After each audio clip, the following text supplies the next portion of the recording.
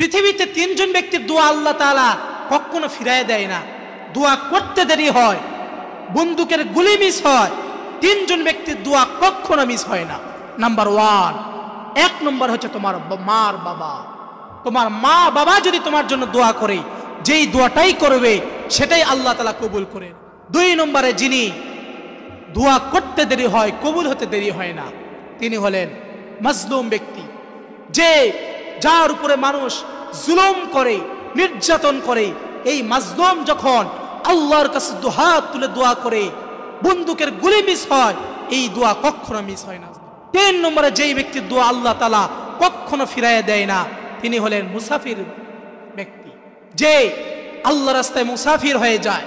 যে মুসাফির অবস্থায় থাকে, সে যদি দোয়া করে, তার দোয়া আল্লাহ তাআলা কখনো ফিরাইয়া দেয় না। আপনার মা বাবার দোয়া ছাড়া আপনি পৃথিবীতে কখনো সফল হতে পারবেন না। আপনি লিখে রাখতে পারেন, আপনি আপনার মা বাবার দোয়া ছাড়া কখনো সফল হতে পারবেন না, পারবেন না, পারবেন না। কথা বলেন ঠিক কিনা?